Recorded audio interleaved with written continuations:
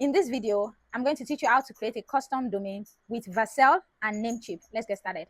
So yeah, you come to your Namecheap account. If you do not have an account, you can easily set up an account. And then you go over to domains. When you get to domains, you can search for whatever domain you want to buy. You can search for the domain name you're looking for. Say you want to buy a domain for arts or beautiful woman. Sorry, beautiful woman. And then you search. It's going to give you different suggestion, right?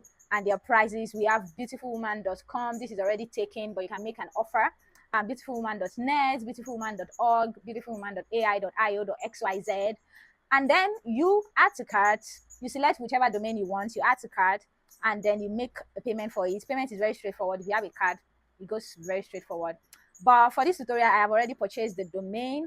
So I am just going to try to log back in, and I'm going to go to my domain list. All right, I have this domain, Vercel.shop. This is the domain we're going to be working with in this tutorial.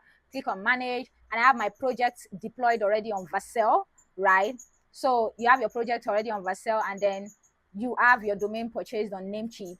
All right, so we come to our Vercel project, click on domains, and then you add the domain that you purchased on Namecheap. The name of our domain is Vercel.shop. Oh, sorry. And by the way, this is just a project I'm working on, and I'm just using that for this tutorial. Vercel.shop, and then you add domain. The name of my domain is Vercel.shop. All right, so yeah, you're going to have invalid configuration, and we're going to set that up in a minute. So we have the A record and we have the scene name record. So for the A record, you copy the value here, and then you go to Namecheap, and you go to advanced DNS. So you come here and add new record. It's an A record. So the host is art. You can see it here. Host is art.